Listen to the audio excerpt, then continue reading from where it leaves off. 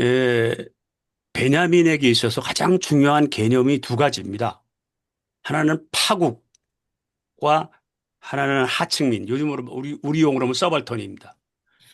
아까 김성 목사님이 그 베냐민의 그걸 무슨 어떤 대중성이 있느냐 그런 걸 이제 물으셨는데 대중 생각할 여지가 없어요. 그 사람은 매일매일 목숨이 쫓겨가는 자기의 생존적 그런 상황 속에서 그는 살았습니다. 그 때문에 뭐 대중 그런 걸 생각할 여기 없었고 그 사람에게는 그 1차 대전과 2차 대전 사이에 독일에서 유대인으로 매일매일이 죽음이 닥쳐오는 그런 상황 속에서 그런 역사가 파국으로 몰려가는 그런 상황 속에서 그는 존재했습니다. 그러면서 여기서 연약한 메시아론이 이제 나오게 되는 건데 간단하게만 우선 말씀드릴게요. 이야기가 이게 가장 어려운 문제이기 때문에 메시아 하면 Almighty God 이거 생각나잖아요. 유대교나 기독교나 종말론에서 메시아는 뭐 한마디로 와서 한마디 힘으로 다 해치우는 거 아닙니까? 그런 메시아가 아니고 메시아는 아주 연약한 존재라는 거예요. 왜 연약한 존재라는 얘기냐면은 이 발터 베냐민은 역사를 보는 눈을 달리합니다. 발터 베냐민의 역사 이해는 역사라는 것은 지금 이 목사님이 말씀하신 것처럼 강자의 해석이거든요. 우리가 역사를 볼 때도 우리는 왕이 아니지만 항상 강자에게 심리적으로 전의를 해서 해석을 하잖아요. 그래서 왕조 중심으로 하고. 근데 베냐민은 그 역사 속에 그러니까 베냐민은 이렇게 생각합니다. 역사가 과거에서 미래를 보는 것이 아니라 현재에서 과거를 보는 것이 역사라고 생각합니다. 그래서 그 과거의 하층민들, 그 사람들이 어떤 일을 겪었던가라는 것을 찾아보는 겁니다. 그래서 요번에 이런 말이 있었잖아요. 12.3 사태 때 막 사람들이 그 몰려갔잖아요. 국회로. 그걸 어떻게 해석하냐면은 광주 항쟁 그 경험을 통해서 과거가 현재를 구원했다 이런 표현을 하잖아요. 그때 요게 조금 달라요. 왜냐하면은 현재가 과거를 구원한다고 생각합니다. 현재가 과거를. 그러니까 자기가 지금 매일매일 죽음에 쫓기는 이런 상황 속에 있으면서 과거에 고통받던 사람들을 생각하는 겁니다. 예? 그래서 메시아라는 것은 어떻게 나타나냐면 요번에 12.3 사태 때 그 국회 앞으로 몰려든 사람들이 메시아였잖아요. 그 사람들이 나라를 구했잖아요. 그런 것처럼 지금 이 시대에도 그런 하층민들 성공한다는 보장도 없습니다. 파국인데 역사가 뭐 메시아가 와서 무슨 어떻게 해결을 해요. 어림없는 겁니다. 그냥 죽는 겁니다. 연약한 자가 일어나서 그런 메시아를 얘기하는 겁니다. 간단하게 말씀드리면. 예. 그 주성조 목사님 메시아의 힘을 하셨기 때문에 제가 그 베냐민이 말하는 그 게발트가 있는데 김상재 목사님한테 조금 죄송한데요. 김상재 목사님 지난번에 제가 김상재 목사님 페북에서 칼 스미스의 어, 애외 상태와 베냐민의 게발트를 이렇게 견주어서 설명하시는 걸 제가 읽었는데, 그때 이제 댓글을 하지 못했습니다. 근데 그 게발트를 좀 설명을 드리려면요, 그 게발트가 신적 권력을 말하는 건데요, 신적 권력. 그럼 베냐민이 그 신적 권력, 이 권력을 어떻게 설명하는가? 이게 이제 메시아 힘을 우리가 이해하는 건데요. 이 권력의 문제를 조금 설명을 드리면 칼 슈미트의 애외 상태가 있습니다. 칼 슈미트의 애외 상황은 주권자가 초법적 권력을 갖는 걸 승인하는 걸 말합니다. 법 이외에 더 다른 권력이 애외 상태입니다. 슈미트 이거는 그래서 그가 이제 그 히틀러 치하에 대학장을 했었죠. 대학교. 그러니까 그런 그 애 상태가 있고요. 또 하나 이제 그 권력을 설명하려면 홉스의 권력 개념이 있는데 홉스는 법 바깥의 어떤 권력을 말하는 게 아니라 제도적 권력을 말합니다. 제도 안에서의 제도화된 법 질서 안에. 그러니까 왕이나 이런 주권자의 권력도 아닙니다. 초주권자도 아니고 민주적 권력입니다. 공동체적. 그래서 그 홉스의 권력 개념을 보면 그 허구적 의인이라고 하는 용어를 쓰는데, 그래서 이렇게 그 개념화되지 않았지만 그 권력을 가지고 있는 법 질서로서의 그걸 말하는데요. 베냐민의 권력 개념은 이것도 아닙니다. 법 질서, 그러니까 이제 홉스는 그 귀족한테도 버림을 받고 그 부르주아한테도 버림을 받은 그 개념인데요. 베냐민은 물론 그 칼 슈미트의 애 상태는 더더욱은 아니지만 홉스가 말하는 제도적 권력도 아닙니다. 그러니까 그 폭력의 비판을 위하여를 읽어보면 이런 구절이 나와요. 피를 흘리지만 다시 세우지는 않는다. 죽이지만 다시 질서를 세우지는 않는다예요. 그러니까 그 신적 폭력이라고 하는 건 우리가 생각하는 폭력이 아니라 과거가 지금 현재로 불려와서 구원받는 어떤 힘이에요. 연약한 힘입니다. 그거를 어떤 베냐민이 권력을 옹호했다. 이렇게 하는 건 제 이야기가 조금 의심스러우면요. AI나 이런 데 물어보지 말고요.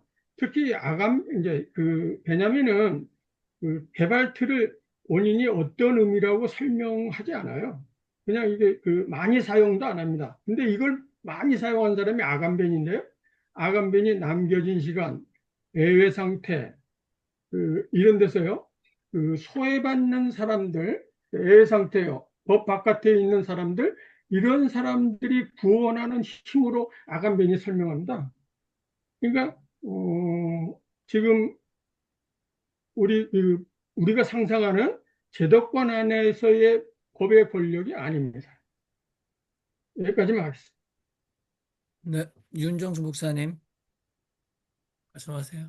그러니까 이런 얘기를 자꾸 하면 답답해지는데, 제 심정은 답답해지는데, 이게 뭐 이론이 어쩌고 누가 어쩌고 이게 아니라 내가 해보니까 이렇더라, 이런 얘기를 좀 해야 되지 않을까, 이제 그런 생각이 들고, 저는 이제 그 하나님 나라의 역사 의식이 없는 크리스찬 대중은 오히려 하나님 나라의 방해물이다, 이런 생각을 하면서 깨어있는 한 사람, 하나님 나라의 말씀과 역사 의식에서 깨어있는 한 사람이 지금 여기에서 어떻게 행동하는가, 그리고 그런 사람들이 모여서 연대해서 어떻게 조금이라도 하나님의 나라를 이루어갈 것인가, 이런 얘기를 하는 게 좋지 않을까,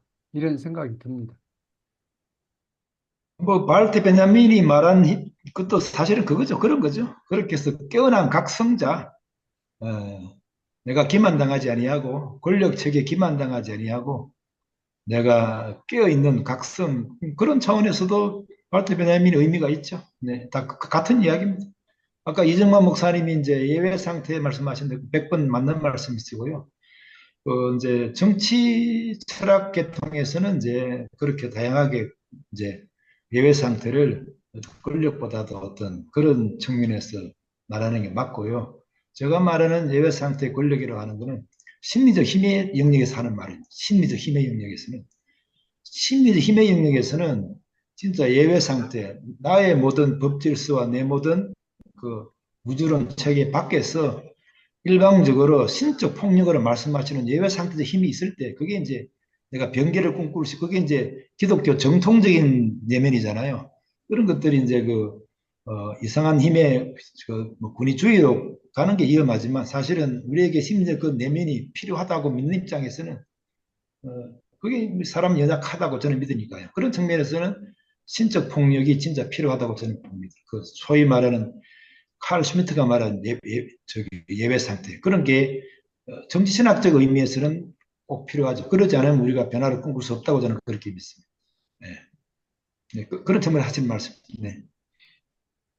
임상재 저는 목사님이 말씀하신 그 신적 폭력, 그하고 연결이 된다고 볼 수도 있겠습니다만은, 또 다른 것일 수도 있어서 말씀을 드려봅니다. 뭐냐면, 저는 이 전광훈이가 만약에 사실에 기초한 이야기를 했다면, 그리고 에, 뭐 부정선거론 것 같은 경우는 뜬구름 잡는 얘기가 아니었다고 한다면, 그리고 현실 정치에 발을 디디면서 그 대한민국 헌법을 존중했다고 한다면, 저는 정광훈이가 메시아니즘을 이렇게 실현한 걸로 보여질 수 있지 않았을까 하는 생각을 가져보는데 어떻게 생각하십니까? 그 그런 측면에서 그 아까 제가 말씀드린 그 영화 그 열대 묵시록에 보면은 이제 복음주의 기독교가 어떻게 브라질을 망쳐놓는지 적나라하게 잘 보여주고 있어요. 현실 다큐멘터리 기법으로.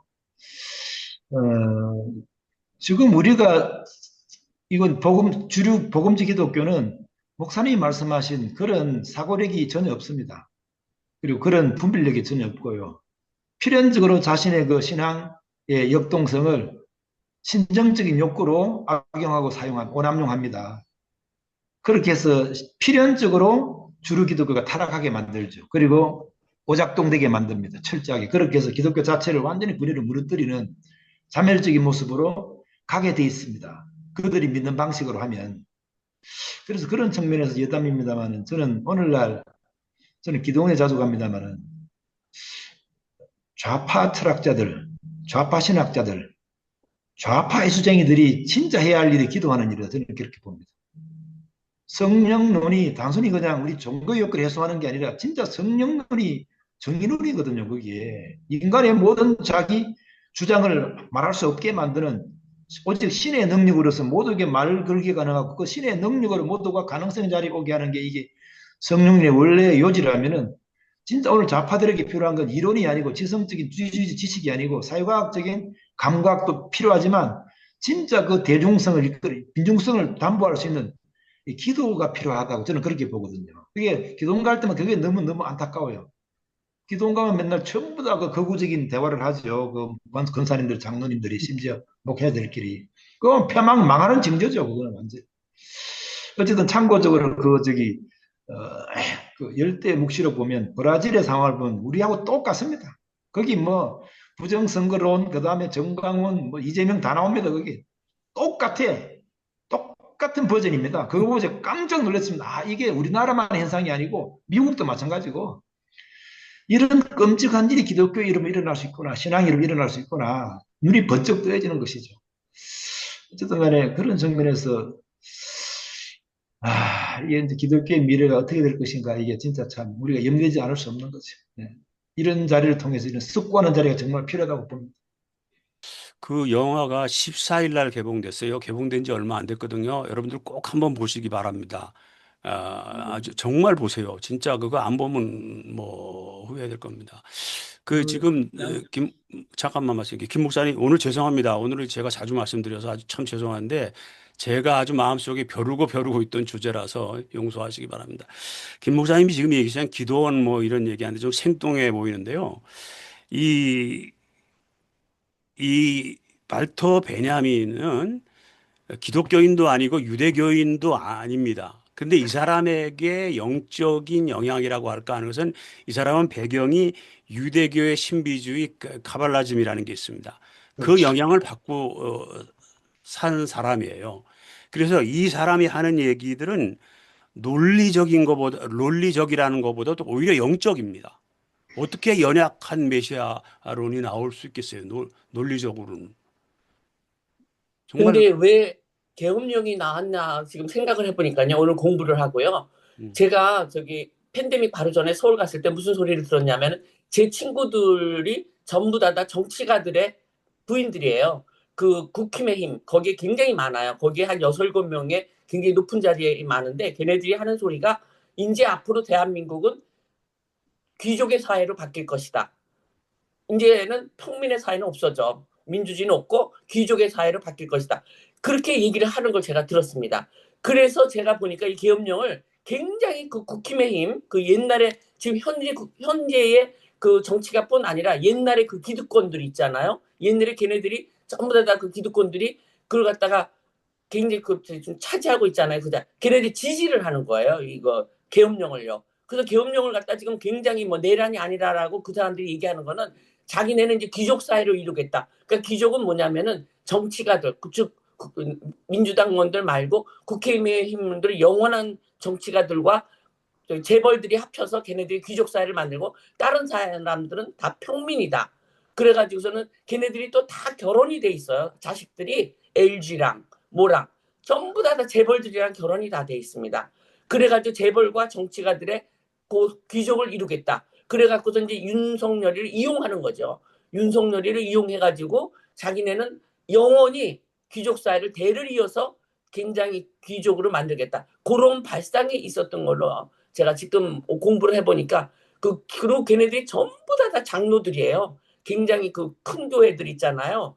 거기 뭐 사랑의 교회다, 무슨 온누리 교회다, 저쪽 교회들 뭐 순복음 교회다. 거기 전부 다 장로들입니다. 그리고 굉장히 믿어요. 뭐 새벽기도 열심히 다니고.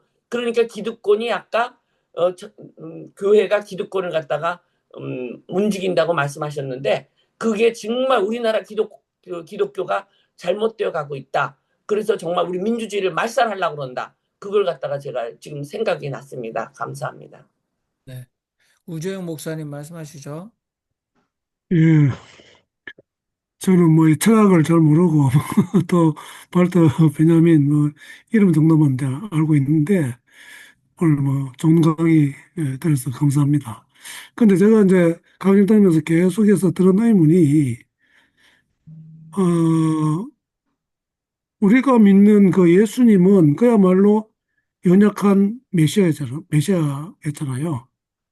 그래서 연약한 메시아니즘을 발터 베냐민이 이야기를 했다고 하는 걸 들으면서 이 사람이 이게 성경을 진짜 잘 모르는구나 하는 이런 일단 생각을 했고 그리고 또 만약에 이제 유대인이면은 그들은 이제 강력한 메시아니즘을 이야기를 하지 않습니까? 제가 이야기로는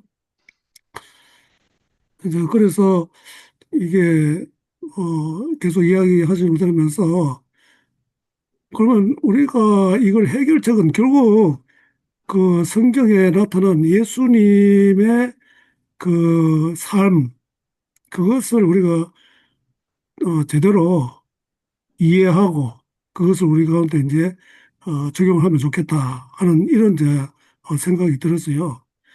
그러면서 이제 스발턴이라든지 이런 걸 우리가 같이 생각하게 될 때 결국은 예수님이 그 사역하신 그런 모습들을 보면은 다 그런 사람들을 위해서 사역하시고 그런 사람들한테 관심을 기울이시고 이제 한 것을 보면 우리도 마땅히 이제 그렇게 해야 된다 하는 이런 생각을 하면서 그런데 그 메시아니즘이 어떤 예수님 같이 어떤 한 사람이 나와서 그것을 이끌어가는 이런 게 아니라 지금 이야기가 쭉 들어보니까 결국 이제 스발튼 이런 사람들이 메시아와 같은 어떤 그런 역할을 했으면 좋겠다 하는 어떤 그런 바람, 이제 그렇게 됐을 때 이 사회가 이제 변혁이 일어날 수 있다 하는 이런 아이디어로 좀 이야기를 하신 걸로 저는 이제 이해를 했는데 그게 맞는지 잘 모르겠어요. 그게 그 베냐민이 이야기한 어떤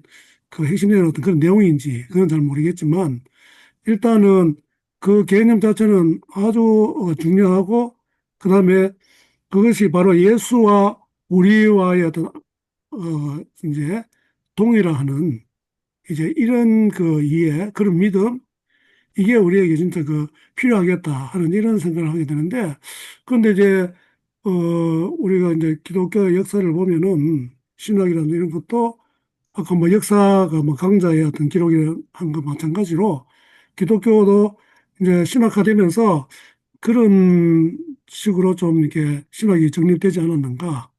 그러니까 결국은 조금 이제 민중신학이라든지 해방신학이라든지 이런 것이 사실은 기독교에서 추구하는 더 그 예수적인 기독교적인 그런 신학 같은데 그런 것은 다 이제 어, 이제 별로 이제 소용이 없는 것 같이 또 이게 뭐 좌파니 뭐 이런 식으로 해가지고 이 자본주의에 이제 또 밀리다 보니까 이제 지금 기독교도 자본주의화된 이제 귀족화된 이런 가진 자들의 어떤 그런 종교로 이렇게 변질되어가는 이런 과정 가운데 있다고 이렇게 좀 느껴지거든요. 그래서 저는 그 해결책은 결국은 그 성경에 나타난 예수님을 갖다가 우리 진짜 제대로 이해하고 그런 삶을 살아가도록 목사들이 가르치고 목사 자신들이 또 그렇게 하고 또 그런 것을 이제 주변에서부터 이렇게 확대해가는 그러니까 쉽게 이야기하면은 복음을 진짜 복음의 어떤 그 본질을 우리가 찾아가는 이게 가장 근본적인 해결책이 되지 않겠나 하는 이제 그런 좀 이야기를 드리고 싶었습니다. 그런데 그게 오늘 주제하고 좀 연결되는지 안 되는지 잘 모르겠고요. 예, 그 우 목사님 지금 말씀하신 그 다수가 메시아여서 어느 한 사람이 그 아주 폭력적인 메시아 개념이 아니라 다수가 민중의 다수가 메시아적으로 활동하면 그런 게 오히려 사회 변혁에 좋겠다. 그 말씀이요. 우리가 지난번에 김상일 목사님 그 박사님인가요? 그분의 그 공집합의 다수로 존재한다. 이게 그 라이프니치의 단독하고는 반대 개념인데요. 이게 그 알랭 바디우가 바울을 재해석한 겁니다. 바울을 이때까지는 그 그러니까 자기 포기로 설명한 거잖아요. 근데 알랭 바디우는 그게 아니고 그 주체적으로 그러니까 지금 현대 철학의 흐름은 동일성을 해체하는 거거든요. 그러니까 그 전체주의가 가지고 있는 동일성이 가지고 있는 어떤 교리가 가지고 있는 그런 그 힘을 해체하는 건데요. 그 지금 그 알랭 바디오는 바울을 재해석해서 바울이 보편주의를 말했다 그래요. 보편주의 바울 그 현성환인가요? 그 사도 바울을 알랭 바디오에서 뭐라고 하냐면요. 그 보편주의자의 바울이에요. 그러니까 그 주인이나 노예나 그 로마인이나 헬라인이나 남자나 여자나 다 하나다. 이게 이제 보편주의거든요. 그러면서 이제까지는 주체 해체했는데 그걸 주체로서 그 자각하고 갱신해 가는 거예요. 그러니까 새로운 흐름입니다. 알랭바디오, 지젝, 아감벤 이런 사람들이 그 바울을 새롭게 해석해요. 이게 지금 그 지난번에 그 우리가 집합에서의 그 다수, 그게 김상일 그 박사님이 설명한 겁니다. 예, 지난 시간에 제가 뭐 제대로 듣지도 못하고 그래가지고 예, 그 이제 뭐 저희가 공감하는 게 해 아래 새 것이 없을 것이다. 왜냐하면 이게 이제 인간 사회에서 일어나는 이게 제가 볼 때는 뭐 박테리아 사회에서 일어나는 일은 아닌 것 같아요. 뭐 그게 뭐 적절한 예인지 모르지만 예를 들어서 보수 신학에서도 이사야 53장인가요? 거기에 그 고난받는 종의 노래 그가 찔림은 우리의 허물 사실 그라고 그가 찔림은 우리의 허물을 인하며 그가 상함으로 우리가 남을 입고 근데 그게 사실 집단적 개념이잖아요. 거기는 우리가 지금 보수적 기독교로 그가 찔림은 그래서 메시아의 노래가 예수 그리스도와 바로 그냥 연결해서 아주 뭐 예수의 탄생 뭐 수백 년, 800년 전에 이미 이사야가 선언적으로 미리 노래했다 이렇게 생각하고 있지만 유대 쪽에서 메시아니즘은 그 당시 이사야서가 쓰여질 때 당시는 집단 개념이지 않습니까? 그러니까 그 집단이 대신 고난을 받아줬다라는 그럼 지금 이정만 목사님과 또 우재영 목사님께서 말씀하신 거에 상통한다고 봅니다. 그러니까 그건 뭐 예, 민중신학에서 네. 예, 김성모 목사님 다른 데 말씀하셨다. 자, 여러분, 우리가 이제 시간이 1시간 반 정도 지났습니다. 그래서 오늘 발터 베냐민이라는 폭풍물 계속해서 다뤄줘야 될 것 같습니다. 저희 신신사에서 계속해서 나오는데 혹시나 더 추가로 말씀하실 분 있으면 뭐 말씀하십시오. 우리 지성수 목사님과 예, 김성봉 목사님. 예, 그 지성수 지금 목사님. 우재영 목사님이 말씀하신 바로 그게 답이죠. 그런데 현실은 그렇지 못한 거죠. 예, 기독교에서 생각하는 메시아는 우재용 목사님이 이해하시는 그런 메시아가 아니잖아요. 요한계시록에서 나타나면서 짜자자자잔 하고 나타나가지고서 일거에 모든 걸 해결하는 이런 메시아를 기독교 개신교는 믿고 있잖아요. 그런 거 아니고 지금 우 목사님이 말씀하신 것처럼 그런 메시아인데 여기서 한 가지 중요한 결정적인 것은 그런 메시아가 현실 기독교에 먹힐 수 있으며 가능하냐? 그건 불가능하다라고 하는 거죠. 그래서 발터 베냐민의 메시아는 승리하는 메시아가 아닌 거죠. 예, 그겁니다. 예. 네. 다른 말씀 없으시면 일단 뒷풀이 담화로 가기 전에 마무리를 하도록 하겠습니다. 그래도 뭐 김상재 목사님과 또 이정만 목사님도 오랫동안 발터 베냐민을 탐독하시고 또 성서신학에 적용해 오셨어요. 특히 김상재 목사님께서 오늘 상당히 좋은 전체론적인 큰 그림을 그려주셨고 앞으로도 계속 발트 베냐민 사용 설명서 우리 신신사에서 연구해 나가도록 하겠습니다. 오늘 그래도 토론하신 것들을 보시면 참여하시면서 추가로 더 하실 말씀이나 결론적으로 김상재 목사님 말씀해 주시면 좋겠습니다. 어쨌든 지금 우리 소위 말하는 주류 기독교 복음주의라고 하는 믿는 방식으로는 어, 완전히 폭망이죠. 믿는 방식이 문제입니다. 저는 믿는 내용이 문제라기보다도 믿는 방식이 문제라고 봅니다.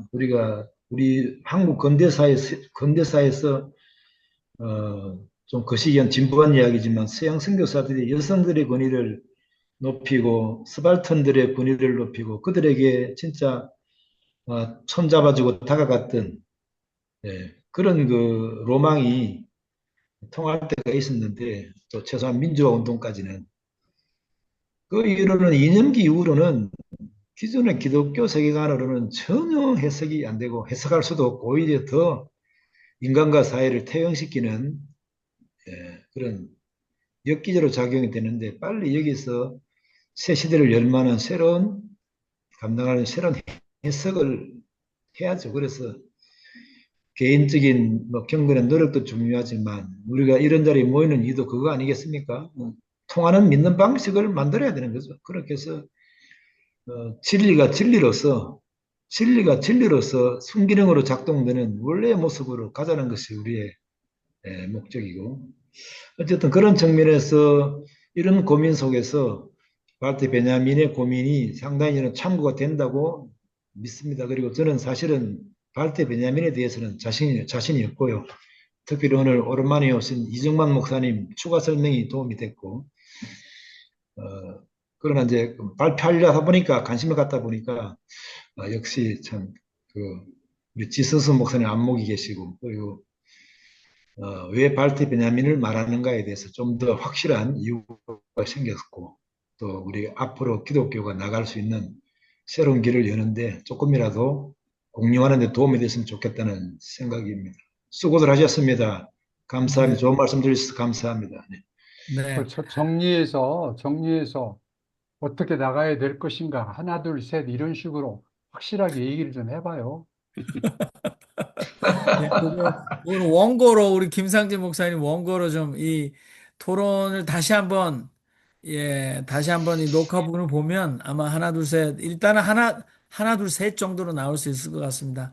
이런 저는 이런 네, 말씀 드립니다. 너무 친절한 해석은 해석이 아니거든요. 그래서 너무 확실하고 달콤한 손에 잡히는 이런 거 기대하면 안 됩니다.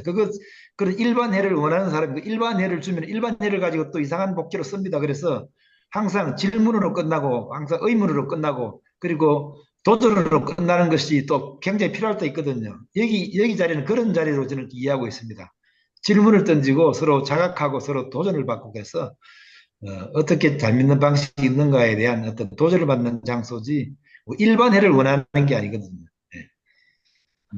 저는 그렇게 말씀을 드렸습니다.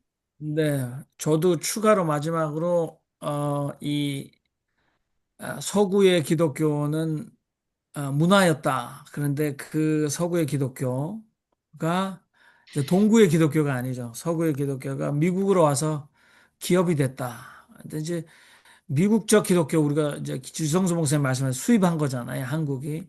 근데 미국식 기업화된 또는 사유화된 기독교의 표본, 모스탄이 아닐까. 이 사람 단현명 씨예요.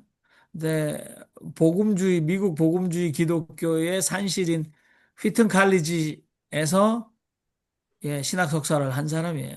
이분이 지금 이분의 가치관이나 세계관을 여러분 보시면 얼마나 뭐 하나님이 지금 뭐 한나라의 지금 이제는 대통령인데 그 소년 시절에 있었던 일에 대한 증거들이 있냐라고 물었더니 많은 간증들이 있다. 그런 것들을 모아놓고 있다라고 얘기하고 신이 자기에게 하나님이 대한민국을 구원하실 거라는 계시를 주셨다라는 거잖아요.